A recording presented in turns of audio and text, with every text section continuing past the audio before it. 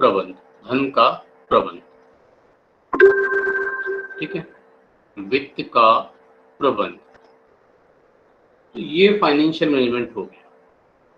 अब जो सबसे पहला क्वेश्चन जो उठता है जब हम इस सब्जेक्ट को पढ़ रहे हैं, तो हमें सबसे पहले ये जानना जरूरी है कि एक्चुअल में ये फाइनेंशियल मैनेजमेंट है क्या। जैसे कि मैंने बताया, जनरली तो हम इसको बोलते हैं वित्त का प्रबंध करना, धन का प्रबंध करना। वित्त को आप और आसान भाषा में लिख लीजिए, धन का प्रबंध करना, कोष का प्रबंध करना। अब ये वित्त, धन, कोष, इसका मतलब क्या है? देखिए, आम भाषा में जब हम फाइनेंसिंग की बात करते हैं तो किस तरह से करते हैं। हमने देखो, पहले तो मैं आपको बता दूं, 3 शब्द हैं ये जो मिलते जुलते हैं। एक फाइनेंस, एक फाइनेंसिंग, और एक होता है फाइनेंशियल मैनेजमेंट।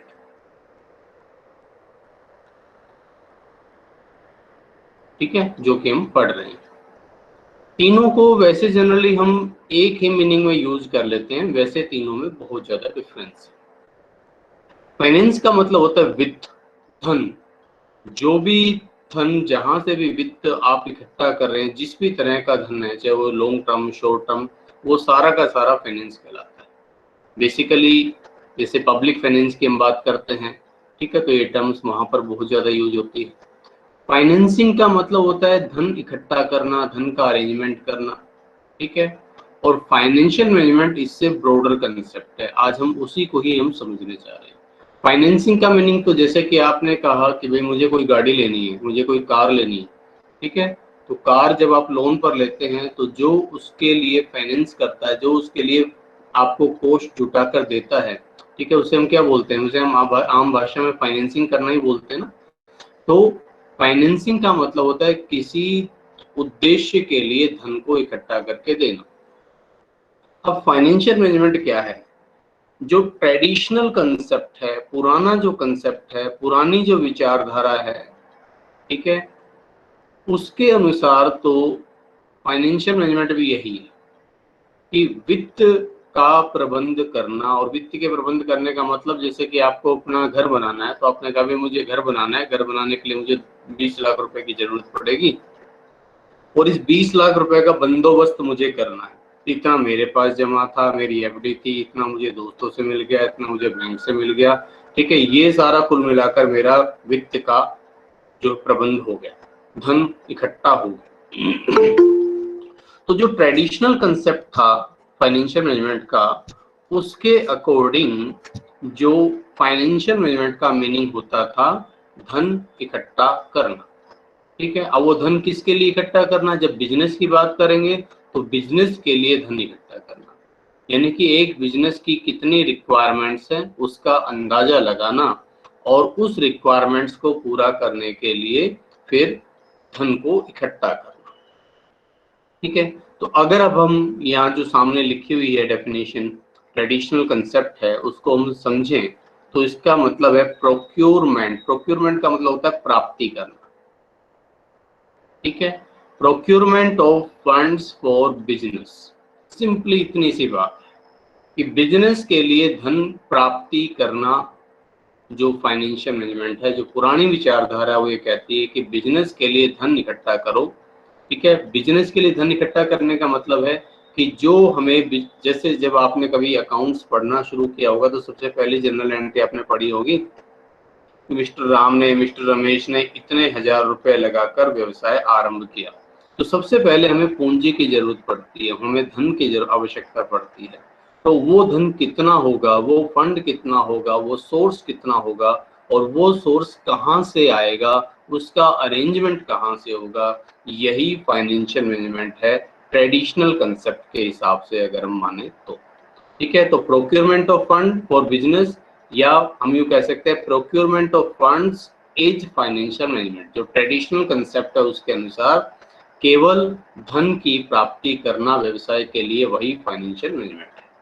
और जनरली ये जो विचारधारा है ये कॉर्पोरेट्स के लिए यूज होती है, ठीक है, क्योंकि एक आम आदमी के लिए तो धन के प्रबंधन में ज्यादा कुछ सोचने की जरूरत नहीं है, ठीक है। भाई मुझे पैसा चाहिए, मुझे कोई घर बनाना है, या मेरे घर में कोई फंक्शन है, ठीक है, तो मुझे पैसा चाहिए, मैं कहाँ से लेकर आऊंगा? जाहिर सी बात है अपनी जमा को देखूंगा, अपने दोस्तों रिश्तेदारों से देखूंगा, नहीं तो फिर ज्यादा से ज्यादा बैंक से लोन ले लूंगा। तो मेरे पास तो ज्यादा ऑप्शन है ही नहीं, तो मेरे पास मेरे से रिलेटेड आपको ज्यादा कुछ पढ़ने की आवश्यकता ही नहीं है।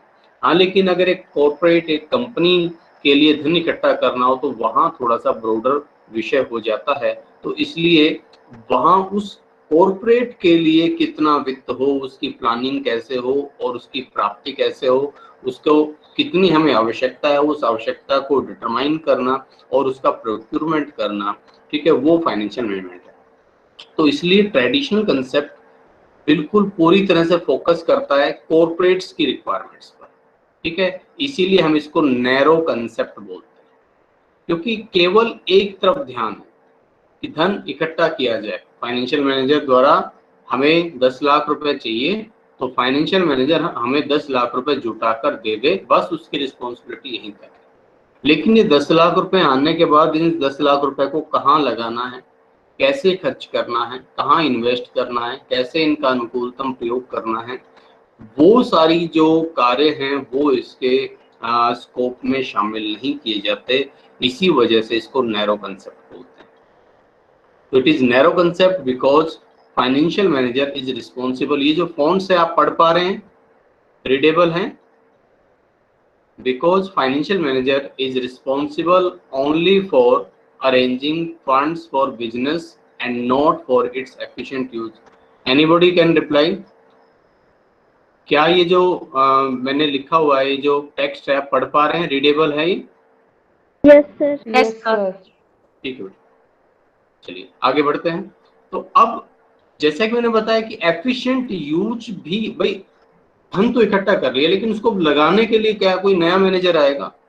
लेकिन नैरो कंसेप्ट तो कहता है बस धन इकट्ठा कर दीजिए, उतना ही काफी है, बाकी तो हम अपने आप कर लेंगे। तो इसीलिए इसको नैरो कंसेप्ट बोला जाता है, क्योंकि उस बिजनेस के जो एफिशिएंट, उस फंड्स का एफिशिएंट यूज कैसे करना है वो उसके स्कोप से बाहर रखा जाता है। इसीलिए इसको एक चीज और भी बोलते हैं, it is outsider looking approach.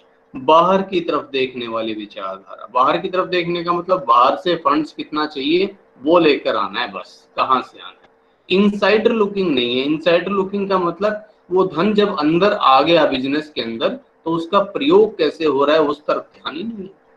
तो इसीलिए आउटसाइडर लुकिंग अप्रोच कही जाती है, इनसाइडर लुकिंग नहीं है।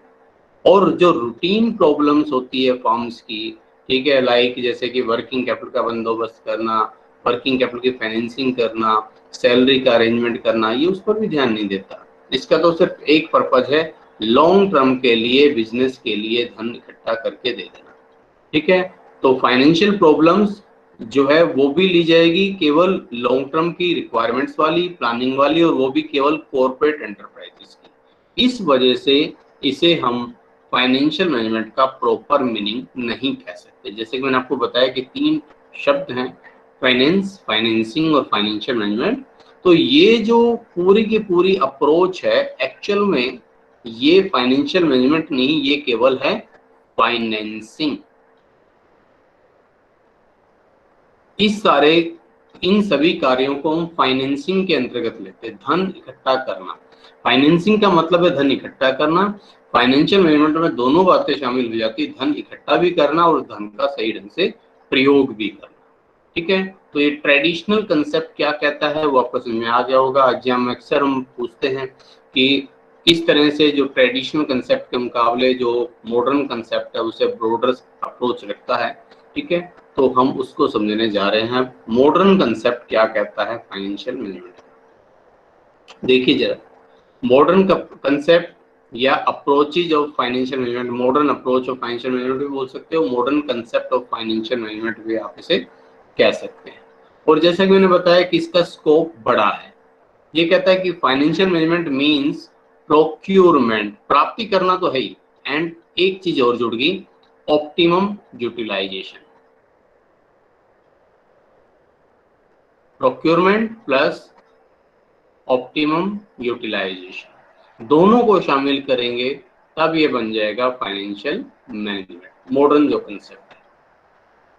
तो बिजनेस की आवश्यकताओं का अंदाजा लगाते हुए आप फाइनेंशियल प्लानिंग करें, जितनी आवश्यकता हो उस धन की प्राप्ति करें और जो आ जाए उसका सही ढंग से इस्तेमाल भी करें, ऑप्टिमम यूटिलाइजेशन भी करें। ये फाइनेंशियल मैनेजमेंट होता है। ठीक है, तो इसलिए यहाँ उसका स्कोप बढ़ गया है। Financial manager is responsible for financial planning. ठीक है, धन की प्लानिंग करना, कितना चाहिए भाई, उसका अरेंजमेंट करना कि कहाँ से आएगा भाई, इक्विटी से आएगा, प्रेफरेंस से आएगा, डेट से आएगा या उनके मिक्सचर से आएगा। ठीक है, एंड इट्स ऑप्टिमम यूटिलाइजेशन, और उसका अनुकूलतम ढंग से प्रयोग भी किया जाना इसमें शामिल है। और इसके साथ साथ he is responsible for routine financial matters also. Salary का अरेंजमेंट करना है, टैक्सेशन का जो बंदोबस्त देखना है। तो जो बिजनेस की रूटीन प्रॉब्लम्स होती है, रूटीन फाइनेंशियल मैटर्स आते हैं, फाइनेंशियल मैनेजर उनके लिए भी रिस्पॉन्सिबल माना जाएगा। और इसी वजह से हम इसे कह सकते हैं इट इज वाइडर कंसेप्ट। ये बड़ी विस्तृत विचारधारा है, इसका स्कोप बड़ा है, विस्तृत है। ठीक है, it includes financial problems of corporate as well as non corporate. ठीक है, दोनों ही इसमें शामिल है, क्योंकि धन का प्रबंध तो चलो हो गया, क्योंकि आज के टाइम में अगर आप देखें तो धन प्राप्ति अपने आप में बहुत बड़ी चीज नहीं है। ठीक है, आपके पास सेवरल सोर्सेज अवेलेबल हैं। आप यहाँ देखें, इवन जो अगर आपकी बात करें तो अगर आप सैलरीड पर्सन है तो आपके पास अपने आप ही बहुत सारे बैंक्स के लोन जो है फोन आ जाते होंगे कि आप लोन ले लीजिए। ठीक है, आप 20 लाख का लोन आपकी 1 घंटे की उसमें आप ले सकते हैं। ठीक है, तो अगर आपके पास कुछ इनकम है, कुछ रेगुलर इनकम है, तो लोन लेना बड़ा मुश्किल काम नहीं है। धन इकट्ठा करना अपने आप में बड़ा मुश्किल काम नहीं है। किसी कॉर्पोरेट के लिए भी उसके पास several sources of funds available होते हैं, उनमें से कोई भी सोर्सेज ऑफ फंड्स जो उसको सूट करे वो उसको सेलेक्ट कर सकते हैं। ठीक है, तो financing is not a major, अपने आप में बहुत बड़ी चीज नहीं है, या हम ये नहीं कह सकते कि केवल उसी पर फोकस करने के लिए हम कोई सब्जेक्ट पढ़ें। तो आज के टाइम में उस धन आने के बाद उस धन का सही ढंग से इस्तेमाल कैसे करना है, ये ज्यादा जरूरी है। ठीक है, आपने देखा होगा किसी गांव वाले एरिया में या कहीं ऐसी जगह जहां अचानक कोई रोड वगैरह आ गया। ठीक है, और वहां उनकी जो जमीनों के दाम बढ़ गए, जमीनें एक्वायर हुई या जमीनें बिकी। ठीक है, कंपनियों ने खरीदी और एकदम ही उन जमीनों के उनको 3 4 5 गुना दाम मिल गए। अब उनको करोड़ों रुपए मिल गए, वो एकदम से करोड़पति हो गए। ठीक है, उनमें से कुछ लोग तो आपको ऐसे दिखेंगे जिन्होंने उस करोड़ को इन्वेस्ट करके आगे फिर मल्टीप्लाई कर लिया, लेकिन कुछ लोग ऐसे भी आपको दिखाई देंगे कि जिनको वो पैसा मिला और उनको भी पता ही नहीं कि इसका इस्तेमाल कहाँ करना है, उन्होंने उनको इधर उधर उड़ा दिया। ठीक है, नशे की लत में लग गए या और किसी ढंग से जो बुरी लतों में लग गए और उसको सही ढंग से इस्तेमाल नहीं कर पाए। आप ये देखना कि 100 लोगों के पास अगर अचानक पैसा आए, ठीक है, तो आप देखेंगे उसमें से 20-30 लोग ही ऐसे मिलेंगे जो उसका एफिशिएंट यूज करना जानते हो। तो आज के टाइम में फाइनेंशियल मैनेजर का जो मेन टास्क है वो उस धन का सही ढंग से प्रयोग करना है। आपको एक और एग्जांपल देता हूँ मैं। ठीक है, जो रिलायंस इंडस्ट्रीज के बारे में आप सभी ने सुना होगा, जब धीरू भाई अंबानी की जब डेथ हुई तो उसके बाद जो उनकी जो प्रॉपर्टीज थी दोनों भाइयों में, अनिल और मुकेश अंबानी में, लगभग बराबर बराबर सी ही बटी थी। थोड़ा बहुत कुछ फर्क था, बाकी लगभग बराबर ही थी कमोवेश उनकी आम सहमति के हिसाब से कि भाई ये कंपनी उसने ले ली, उसने ले ली। अब वित्त पोषण हो चुका था बिजनेस के लिए, लेकिन बिजनेस के लिए ज्यादा जरूरी क्या है, फाइनेंसिंग से ज्यादा जरूरी है उसका ऑप्टिमम यूटिलाइजेशन।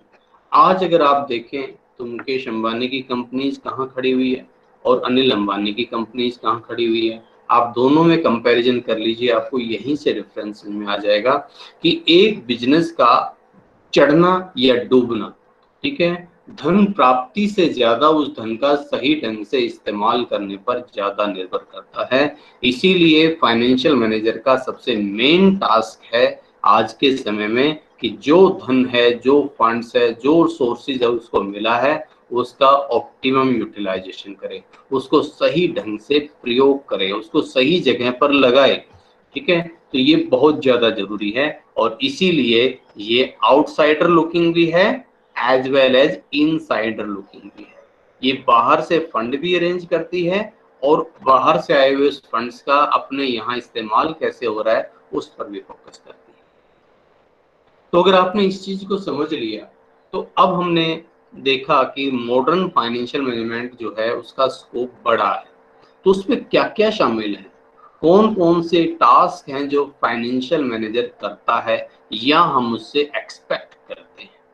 तो ये क्वेश्चन अक्सर एग्जाम में आ सकता है, या जब आपसे ये पूछा जाता है कि how the modern concept of financial management is superior over traditional concept of financial management, traditional concept के मुकाबले मॉडर्न कंसेप्ट किस तरह से बेटर है, तो तब आप जब ये बताएंगे तो साथ में आपको ये समझाना होगा कि देखिए इसका स्कोप बड़ा कैसे है, ये ब्रॉडर कंसेप्ट कैसे है। तो फाइनेंशियल मैनेजर जो रिस्पॉन्सिबल है इन सब काम के लिए, इनको अब आप क्या कह सकते हैं, ये देखिए तीन तरह से आप इनको बोल सकते हैं। Responsibilities of modern financial manager, I repeat, responsibilities of modern financial manager. ठीक है, आधुनिक वित्तीय प्रबंधक की क्या क्या जिम्मेदारियां हैं, या हम बोल सकते हैं functions of financial manager, financial manager के क्या कार्य हैं, और या हम कह सकते हैं scope of financial management, financial management का क्या स्कोप है। जब मैं सिंपली फाइनेंशियल मैनेजमेंट बोल रहा हूं तो मेरा मतलब मॉडर्न फाइनेंशियल मैनेजमेंट से ही है, उसके स्कोप में क्या कुछ शामिल है। देखिए इसके स्कोप को मैंने बेसिकली 4 कैटेगरी में बांटा है। ठीक है, पहला फाइनेंसिंग, दूसरा हमने जो लिया है इसमें मैं भी एक्सप्लेन कर रहा हूं उनको, दूसरा इन्वेस्टमेंट, ठीक है, तीसरा डिस्ट्रीब्यूशन, और चौथे को हमने ले लिया है जो इसके अलावा जो बचे मिसलेनियस। ठीक है, ये आइए वन बाय वन इनको समझते हैं, एक्सप्लेन करते हैं। सबसे पहला काम जो फाइनेंशियल मैनेजमेंट का है या स्कोप में हम जो शामिल करते हैं that is financing decision. Financing का मतलब मैंने अभी आपको बताया, फाइनेंसिंग का मतलब होता है वित्तीयन। ठीक है, वित्तीयन,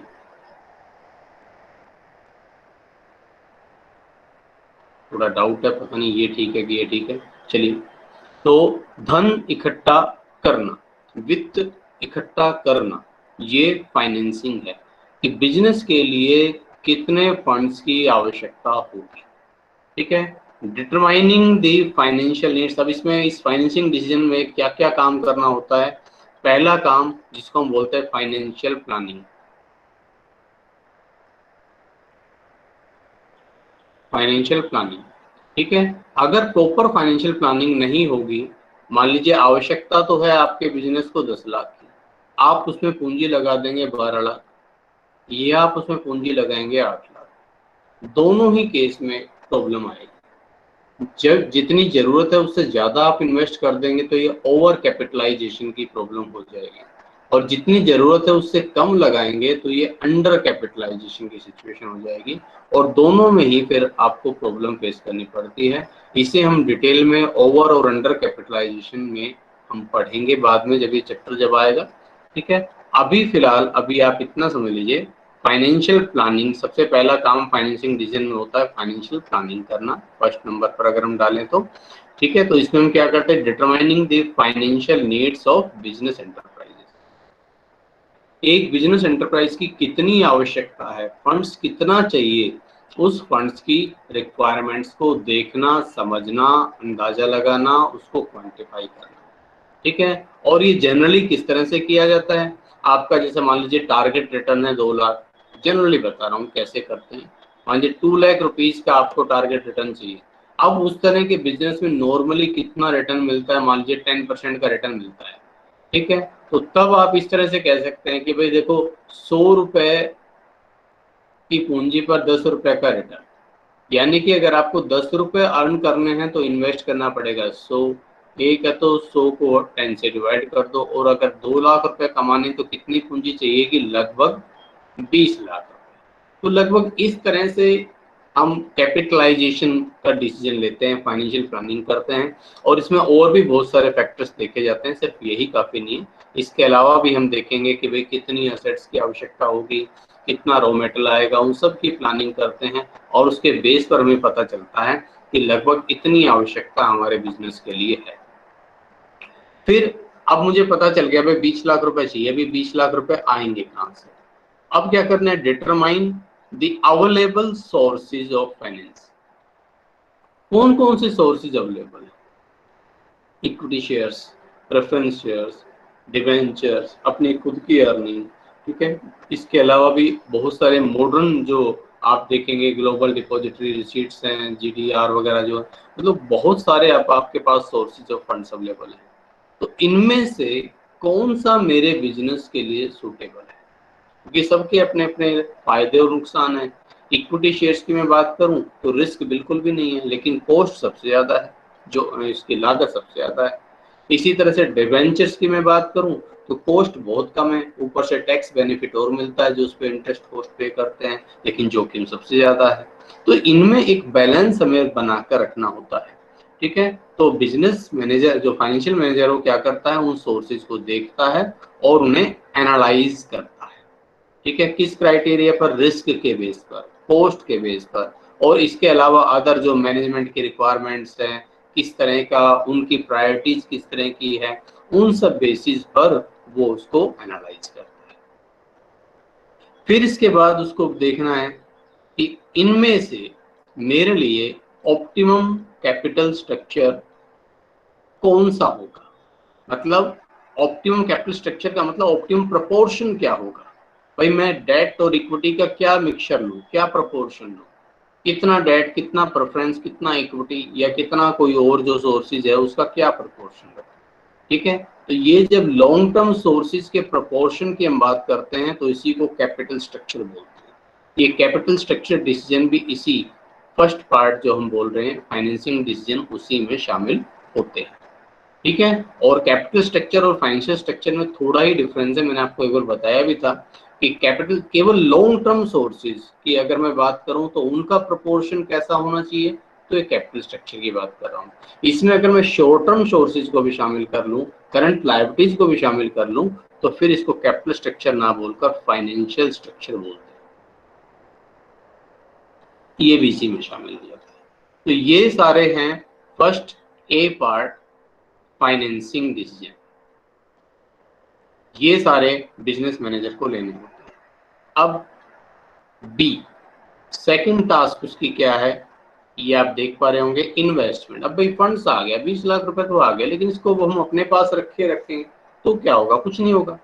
20 लाख रुपए को लीजिए, उसको तिजोरी में बंद करके रख दीजिए, 4 साल बाद आप निकालिए 20 लाख रुपए ही दिखेंगे, बल्कि उसकी जो परचेज पावर है वो बल्कि कम हो चुकी होगी, बाइंग जो पावर है वो कम हो चुकी होगी। आज 20 लाख रुपए में जितना खरीद सकते हैं, हो सकता है उस टाइम उसका आधा ही खरीद सकें। कुछ नहीं मिलना अपने आप में जब तक आप उसको इन्वेस्ट ना करें। तो मुझे इसको इन्वेस्ट करना है। बी जो डिसीजन है वो है इन्वेस्टमेंट डिसीजन, इन्वेस्टमेंट डिसीजन, ठीक है। इनको आप देखो, इसको आप चाहें तो एक पॉइंट्स बढ़ा सकते हैं, बी को आप लॉन्ग टर्म इन्वेस्टमेंट डिसीजन और सी को शॉर्ट टर्म इन्वेस्टमेंट डिसीजन, ऐसे अलग अलग बना लो। मैंने दोनों को एक में ले लिया। अब इन्वेस्टमेंट डिसीजन को मैं फर्दर दो कैटेगरी में बांट रहा हूँ। भाई इन्वेस्टमेंट कहाँ किया जाए, लॉन्ग टर्म के लिए और शॉर्ट टर्म के लिए। अब सारा पैसा आप 10 साल के लिए इन्वेस्ट कर दो, ठीक है, तो भाई 10 साल तक काम कैसे चलेगा? तो इसलिए सारा पैसा लॉन्ग टर्म के लिए इन्वेस्ट नहीं कर सकते। तो इन्वेस्टमेंट डिसीजन में हमें एक तो करना होता है लॉन्ग टर्म इन्वेस्टमेंट, ठीक है, और एक होता है शॉर्ट टर्म इन्वेस्टमेंट, कम समय के लिए, ठीक है। तो बिजनेस का लॉन्ग टर्म इन्वेस्टमेंट किस में होता है? फिक्स्ड एसेट्स में, इन्वेस्टमेंट्स में, ठीक है। तो इनमें लॉन्ग टर्म इन्वेस्टमेंट किया जाता है। शॉर्ट टर्म इन्वेस्टमेंट होता है लाइक इन्वेंट्री खरीदा, डेटर्स, वो भी एक तरह का शॉर्ट टर्म इन्वेस्टमेंट ही है, क्योंकि हम उधार किस लिए बेच रहे हैं? अपनी बिक्री को बढ़ाने के लिए। तो इसमें ये दो कैटेगरी बन जाती है। सारा रुपया लॉन्ग टर्म में भी नहीं डाल सकते, सारा रुपया शॉर्ट टर्म में भी नहीं डाल सकते। बिजनेस के लिए अर्निंग लॉन्ग टर्म देता है, लॉन्ग टर्म इन्वेस्टमेंट, कमाई यहाँ से मिलती है, रिटर्न यहाँ से मिलता है, लेकिन बिजनेस को स्मूथली चलाने के लिए शॉर्ट टर्म इन्वेस्टमेंट भी रखना जरूरी होता है। अब आप अपना सारा ही रुपया बैंक में एफडी करा दें और आपको जरूरत पड़े तो आपको बार बार बैंक में जाकर अपनी एफडी भी लिख करवानी पड़ेगी, इसलिए कुछ पैसा आपको अपनी पॉकेट में भी रखना पड़ेगा, कुछ पैसा सेविंग अकाउंट में भी रखना पड़ेगा। ठीक है, तो यही जो आप करते हैं वही काम बिजनेस के लिए भी करना होता है। तो यहाँ पर अब आप इस चीज को समझ लें कि लॉन्ग टर्म डिसीजंस जो होते हैं उन्हीं को हम बोलते हैं कैपिटल बजटिंग डिसीजन। हम लोग इसको डिटेल में पढ़ेंगे। कैपिटल बजटिंग में होता है जैसे कि मान लीजिए आपको कोई नई मशीन परचेज करनी है, ठीक है, उसमें लगाने 10 लाख रुपए की मशीन आएगी, तो किस तरह से उसका डिसीजन लें। ऑलरेडी आपके पास कोई मशीन है, उसको रिप्लेस करके उसकी जगह कोई नई मशीन खरीदनी है, तो वो डिसीजन कैसे लेना है उसके बारे में समझना है आपको।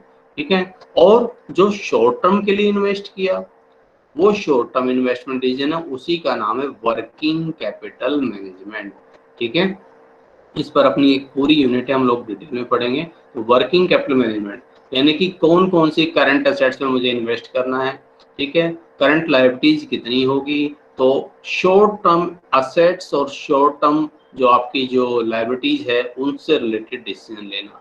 और शॉर्ट टर्म असेट्स में इन्वेस्ट करने के लिए फाइनेंसिंग कहाँ से आएगी। बहुत सारे short term sources of finance होते हैं, लाइक जैसे ट्रेड क्रेडिट होता है, ठीक है, फैक्टोरिंग होता है। ट्रेड क्रेडिट का मतलब होता है कि हमें हमारे सप्लायर जो उधार देते हैं। फैक्टोरिंग का मतलब होता है कि जो मेरे डेटर्स हैं, ठीक है, मान लो 10,000 रुपए के डेटर्स हैं, तो उनसे तो रुपया मिलेगा 2 महीने बाद। मुझे आज पैसा चाहिए, तो एक तरह से मैं उन डेटर्स को बेचकर किसी थर्ड पार्टी को ट्रांसफर करके और उससे रुपया ले लेता हूँ, फैक्टोरिंग है। डिटेल में इस पर कभी हम बाद में बात करेंगे। ठीक है, तो ये इस तरह से ये सेकंड जो पार्ट है दैट इज इन्वेस्टमेंट डिसीजन। अब आपने इन्वेस्टमेंट कर दिया, ठीक है, इन्वेस्टमेंट के बाद उस पर रिटर्न आया, ठीक है, और उस रिटर्न में आपने कैसे क्या कुछ किया वो मैं आपको बताता हूँ। देखिए जरा एक बार आप ये एक चीज ये देख लें, आपके काम की है। सबसे पहले जैसे आपका जो सेल्स रिवेन्यू होता है, सेल्स रिवेन्यू, ठीक है, इसमें से हम लोग लेस करते हैं वेरिएबल कॉस्ट। सेल्स में 3 चीजें शामिल होती हैं, सेल्स में वेरिएबल कॉस्ट, फिक्स कॉस्ट और प्रॉफिट। सेमी वेरिएबल कॉस्ट जो होती है उसका यूं समझ लेना कि मैंने वेरिएबल वाला पार्ट वेरिएबल में जोड़ दिया, फिक्स वाला फिक्स में। तो एक तरह से देखा जाए तो सेल्स में 3 फैक्टर्स होते हैं। अब अगर मैं इस इक्वेशन में S माइनस वी कर दूं, वी को मैं इधर ले आता हूं, तो यहाँ क्या बचेगा F प्लस P। ये F प्लस P यानी कि फिक्स कॉस्ट और प्रॉफिट, इसी को हम इकट्ठा बोलते हैं कंट्रीब्यूशन। ठीक है, तो कंट्रीब्यूशन का मतलब हो गया सेल्स में से वेरिएबल कॉस्ट घटा दें या फिक्स कॉस्ट में प्रॉफिट जोड़ दें। इसको भी हम डिटेल में पढ़ेंगे मार्जिनल कॉस्टिंग में। ये कंट्रीब्यूशन आ जाता है। कंट्रीब्यूशन में से हमने फिक्स्ड कॉस्ट लेस की, फिक्स्ड कॉस्ट लेस होने के बाद ये बचता है अपना प्रॉफिट। और कौन सा profit, profit before earning before interest and tax, EBIT, earning before interest and tax. ठीक है, अभी यहाँ पर ही ध्यान रखना जो मैं बता रहा हूँ। अब इसमें से हम लेस करते हैं फिर earning before interest and tax. सबसे पहले इंटरेस्ट लेस होता है, इंटरेस्ट लेस होने के बाद ये बन जाती है अर्निंग बिफोर टैक्स। फिर टैक्स का नंबर आता है इसमें, टैक्स लेस होने के बाद ये बन जाती है अर्निंग आफ्टर टैक्स। ठीक है, अर्निंग आफ्टर टैक्स, इसको आप नेट प्रॉफिट भी बोल सकते हैं। अब इस नेट प्रॉफिट पर पहला हक किसका है, प्रेफरेंस शेयर होल्डर्स का। तो लेस इसमें से प्रेफरेंस शेयर्स वालों को डिविडेंड पे करते हैं। तो ये बन जाती है NI, net income available for equity holders. Equity share holders के लिए जो अवेलेबल अर्निंग है वो इतनी है भाई। ठीक है, अब इस नेट इनकम को अगर मैं डिवाइड कर दूं जो नंबर ऑफ इक्विटी शेयर्स है, नंबर ऑफ इक्विटी शेयर्स, ठीक है, मान लो हमारे पास लास्ट में बचा 10,000 रुपया बचा और मेरे पास 1,000 शेयर है, तो उससे डिवाइड कर दूंगा तो ये आ जाएगी कि प्रति अंश कितनी इनकम हुई, अर्निंग पर शेयर 10 रुपये आ गई। ठीक है, ईपीएस। और अब एक रेशियो अब आपको ध्यान रखना है, मैं कई बार इसका पहले भी जिक्र किया है मैंने आपके सामने, दैट इज पीई रेशियो। इसका नाम है प्राइस अर्निंग रेशियो। ठीक है, P for price, E for earning. कि आपके शेयर्स का बाजार मूल्य मान लो 150 रुपए है और उस शेयर्स पर अर्निंग हो रही है 15 रुपए, तो मैं इस पी ई रेशियो का मतलब है कि जितनी वो अर्निंग कमा रहा है उसके मुकाबले उसका मार्केट प्राइस 10 गुना है। ठीक है, टाइम्स में होता है। तो पी रेशियो अगर 10 टाइम्स है तो इसका मतलब ये है कि अगर आपके शेयर्स 1 रुपया कमा रहा है तो उसका मार्केट प्राइस उससे 10 गुना है, यानी कि 10 रुपये। अगर शेयर 10 रुपये कमा रहा है तो उसका मार्केट प्राइस उससे 10 गुना यानी कि 100 रुपये हो गया। ठीक है, तो प्राइस अर्निंग रेशियो होता है पीई रेशियो। ठीक है, P for price, E for earning. तो पीई रेशियो को अगर मैं फॉर्मूले रूप में लिखूं, PE ratio, P for price, market price per share, E for earning, earning per share. अब देखें गौर से, अगर ये इस EPS को मैं यहाँ ले जाऊँ तो इससे मल्टीप्लाई हो जाएगा, यानी कि मार्केट प्राइस पर शेयर होता है earning per share multiply PE ratio. Earning per share को PE रेशियो से गुना कर दीजिए तो मार्केट प्राइस पर शेयर आ जाएगा।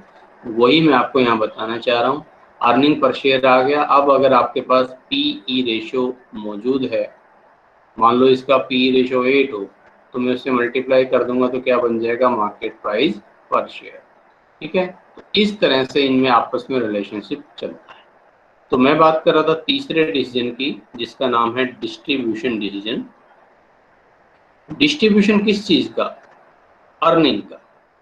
कि अब ये अर्निंग पर शेयर तो आ गई 10 रुपया, लेकिन क्या इस 10 रुपए में से सारा का सारा मैं, बेशक इक्विटी शेयर होल्डर्स का है, लेकिन क्या सारा इक्विटी होल्डर्स को बांट दूं? लेकिन जब कंपनी को जरूरत पड़ेगी तो क्या फिर वो बार बार लोन लेती हूँ मैं, बार बार इक्विटी शेयर्स इश्यू करें, ये भी अनकंफर्टेबल हो जाएगा।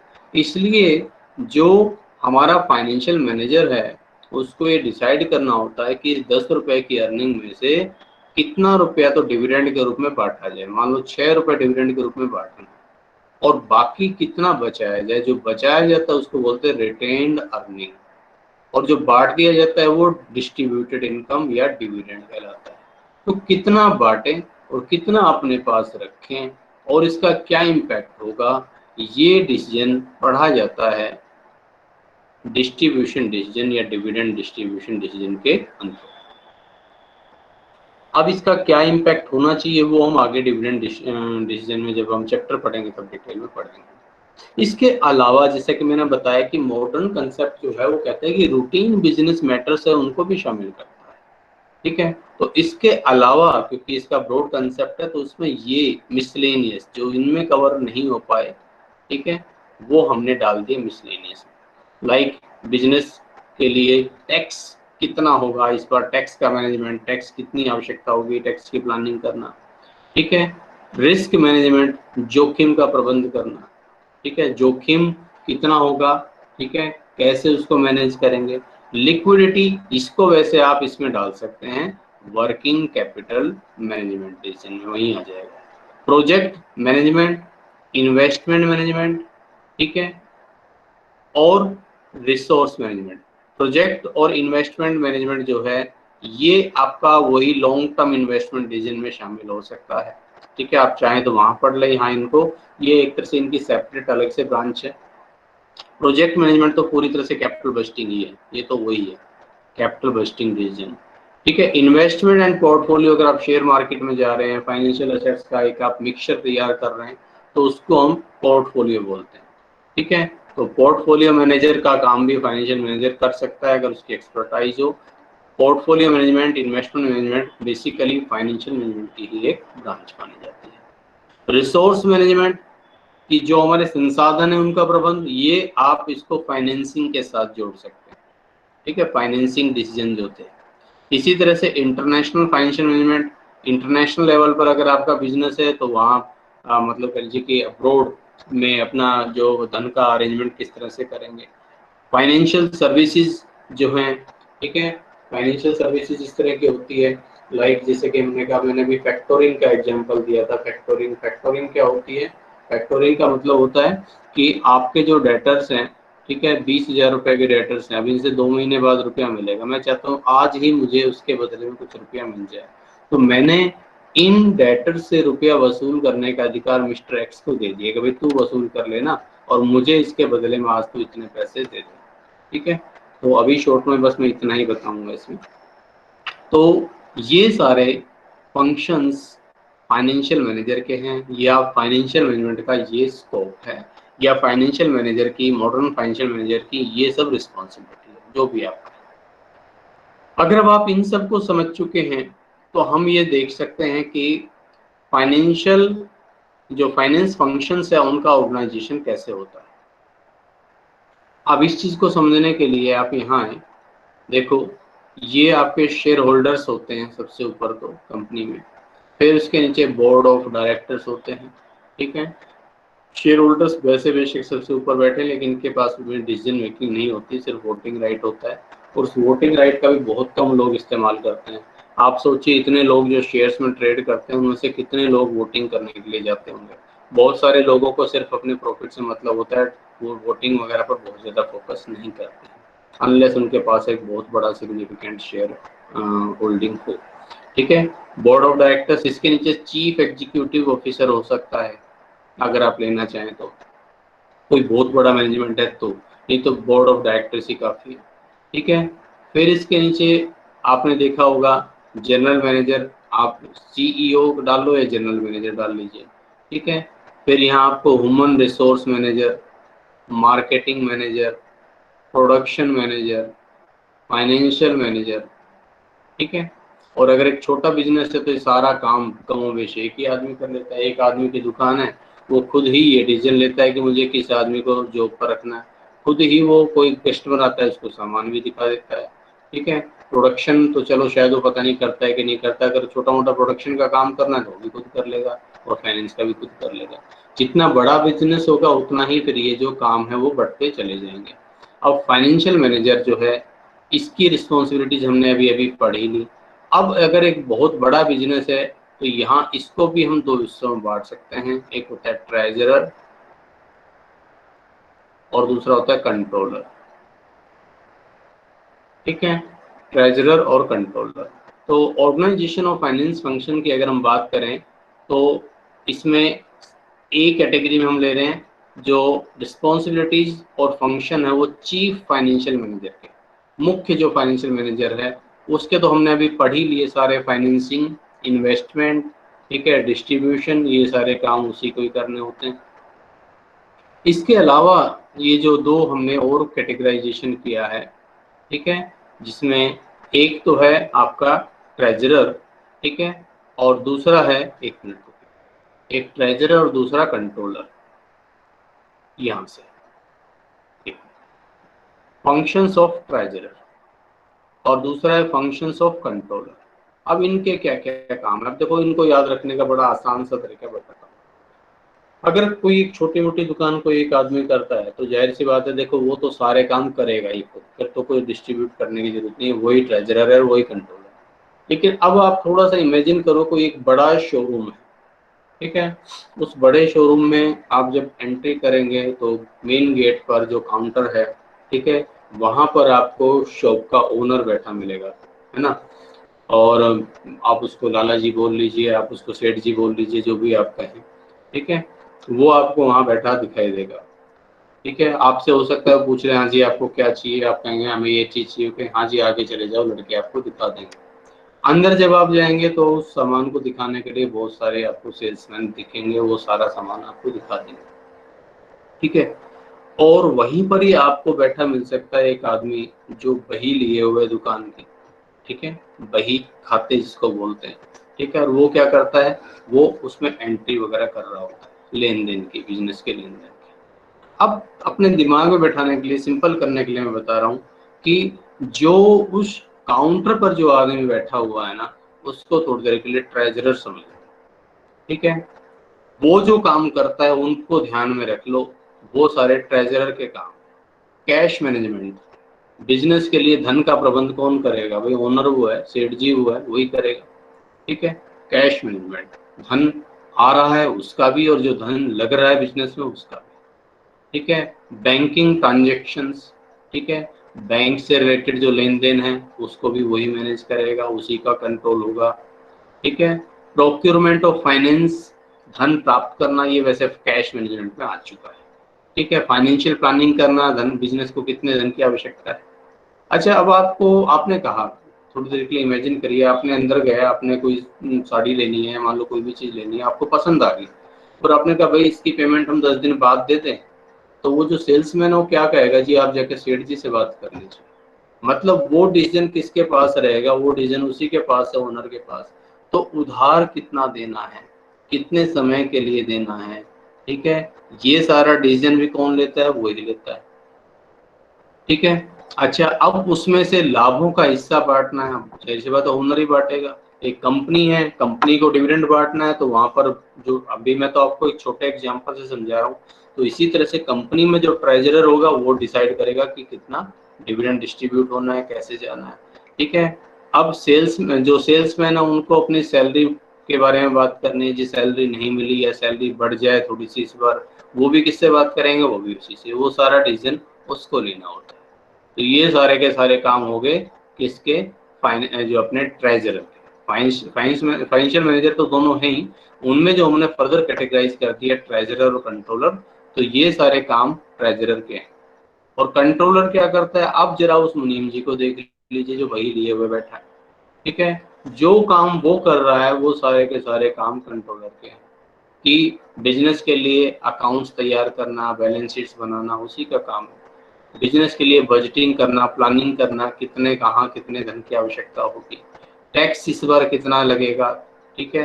इंटरनल ऑडिट, कहीं खातों में कोई गड़बड़ी वगैरह तो नहीं है, ठीक है। एनुअल रिपोर्ट, हमारे साल भर का लेखा जोखा क्या रहा, रिकॉर्ड्स को मेंटेन करने का, रिकॉर्ड्स की सेफ्टी रखने का, सारी जिम्मेवारी उसकी होगी। तो ये सारे के सारे काम किसके हो गए, कंट्रोलर। अब लास्ट में चलते चलते एक चीज जो बहुत इंपॉर्टेंट है फाइनेंशियल मैनेजमेंट में, एक तो मैंने आपको ये जो रिलेशनशिप बताई है ये वाली, इसको आप जरूर अच्छे से समझ लें, ये पूरे फाइनेंशियल मैनेजमेंट में आपके बार बार यूज होने वाली है, ठीक है। दूसरा, एक चीज जो पूछी जाती है अक्सर, वैसे तो कभी हम जब इन्वेस्टमेंट मैनेजमेंट में जब हम पढ़ेंगे तब बहुत डिटेल में इस चीज को पढ़ेंगे कि रिस्क और रिटर्न्स के बीच में क्या रिलेशनशिप होता है, फाइनेंशियल मैनेजमेंट में रिस्क और रिटर्न्स के बीच में कैसे ट्रेड ऑफ होता है। आपने पढ़ा होगा कभी जब 11वीं क्लास से शुरू किया होगा कि वे रिस्क और रिटर्न दोनों भाई भाई है, लाभ और जोखिम दोनों साथ साथ चलते हैं। अगर आपको ज्यादा लाभ चाहिए तो ज्यादा जोखिम भी उठाना पड़ेगा, ज्यादा जोखिम उठा सकते हो तो ज्यादा लाभ कमा सकते हो, ठीक है। तो इसका मतलब ये हुआ कि कहीं ना कहीं अगर मुझे रिटर्न बढ़ाना है तो जोखिम भी बढ़ेगा। तो यहाँ मैं रिस्क की अगर डेप्थ में जाता हूँ तो फिर वो बहुत डिटेल में हो जाता है, उतना हमें अभी नहीं करना है। मैं अब आपको थोड़ा सा बस समराइज कर देता हूँ कि बेसिकली जो रिस्क है उसको हम दो कैटेगरी में बांटते हैं। हमने CAPM अप्रोच में कभी ये चीज पढ़ी भी थी, ठीक है। एक होता है सिस्टमेटिक रिस्क, एक होता है अनसिस्टमेटिक रिस्क। मैं और सिंपल कर देता हूं आपके लिए अभी इसको, क्योंकि आप इनिशियल फर्स्ट चैप्टर पढ़ रहे हैं। इसको मैं बोल रहा हूं मार्केट रिस्क, एक होता है फर्म रिस्क। मार्केट रिस्क का मतलब एक ऐसा जोखिम जो पूरी मार्केट को अफेक्ट कर रहा है। कोविड के कारण लॉकडाउन चल रहा है, सभी को नुकसान हो रहा है, सभी को। कुछ एक दो कुछ को आप छोड़ दें, मेडिकल स्टोर वगैरह पर ज्यादा इम्पैक्ट नहीं पड़ रहा, बल्कि शायद उनकी तो सेल्स बढ़ गई है, ठीक है। उन एक दो को छोड़ दिया जाए तो लगभग लगभग सभी को इसका कुछ ना कुछ नुकसान हो रहा है। तो जो रिस्क ओवरऑल पूरी मार्केट को अफेक्ट कर रहा हो वो मार्केट रिस्क है, ठीक है। और इससे आप बच नहीं सकते, क्योंकि आप फॉर्म ए की बजाय बी में लगाओगे तो बी में भी है जोखिम, बी से सी में चले जाओगे वहां पे भी है जोखिम।